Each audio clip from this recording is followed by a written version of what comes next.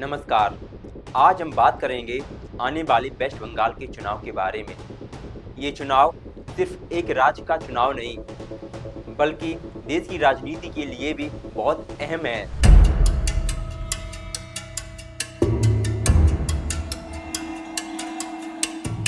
सबसे पहले एक छोटा सा बैकग्राउंड समझ लेते हैं। वेस्ट बंगाल की विधानसभा में कुल 294 सीटें हैं। पिछला चुनाव साल 2021 में हुआ था। उसमें ममता बनर्जी की पार्टी तृणमूल कांग्रेस ने बड़ी संख्या में हासिल जीत की थी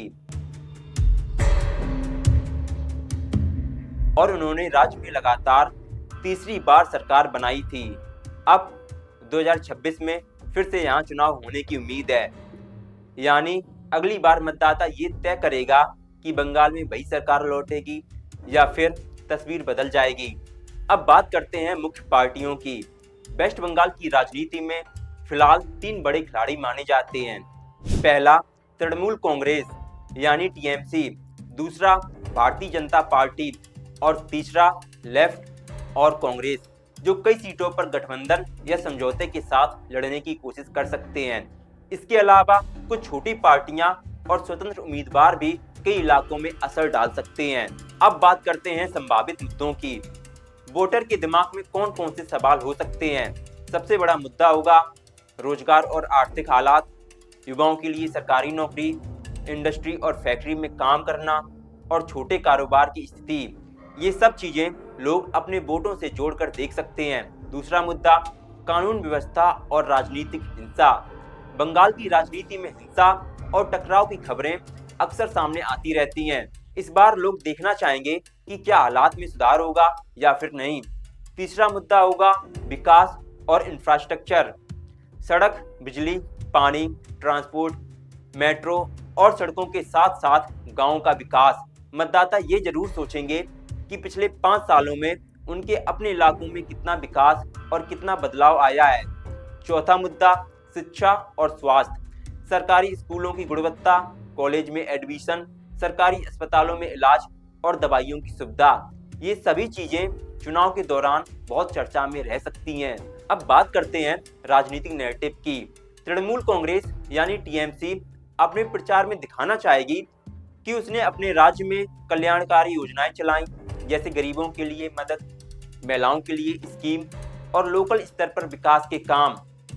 उनकी कोशिश रहेगी कि बंगाल की बेटी वाली इमेज यानी ममता बनर्जी की लोकप्रियता में एक बार फिर वोट डाले जाएं। दूसरी तरफ बीजेपी बंगाल में परिवर्तन की बात कर रही है। वो कानून व्यवस्था, कथित भ्रष्टाचार और राजनीतिक हिंसा जैसे मुद्दों पर राज्य सरकार को घेरने की कोशिश जरूर करेगी। साथ ही केंद्र सरकार की योजनाओं को अपनी ताकत की तरह पेश करेगी। लेफ्ट और कांग्रेस अपना खोया हुआ जनाधार वापस लाने की कोशिश में है। वे कह रहे हैं कि ना बीजेपी ठीक है और ना ही टीएमसी, बल्कि तीसरा विकल्प चाहिए जो आम लोगों की राजनीति करे। अब आम मतदाता की नजर से देखते हैं। एक सामान्य वोटर के लिए सबसे महत्वपूर्ण बात क्या होगी? उसके लिए दिन प्रतिदिन की जिंदगी, उसे क्या चाहिए? सुरक्षित माहौल, रोजगार का मौका, अच्छी सड़कें, बच्चों के लिए अच्छी पढ़ाई और जरूरत पड़ने पर सस्ता और सही इलाज।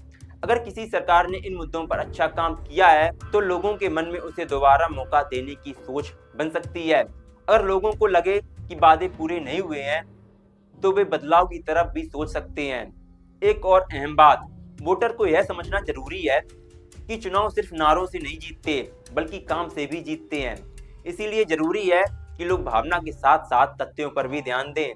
नेता क्या कह रहे हैं और क्या कर रहे हैं, ये दोनों बातों को देखकर ही आपको फैसला लेना होगा।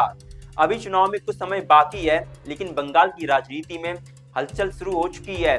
रैलियां होंगी, रोड शो होंगे, बड़े बड़े दावे भी होंगे।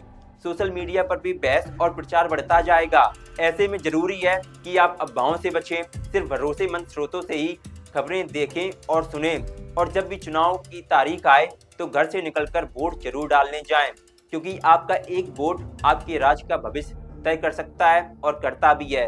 आपके हिसाब से आने वाले वेस्ट बंगाल चुनाव में सबसे बड़ा मुद्दा बंगाल के लिए क्या होना चाहिए और क्या है? रोजगार, कानून व्यवस्था, विकास या और कुछ? हमें कमेंट बॉक्स में जरूर बताएं। हमारा नाम है प्रेम चतुर्वेदी। आप देख रहे हैं नेक्स्ट जेन ब्रॉडकास्ट। वीडियो देखने के लिए धन्यवाद।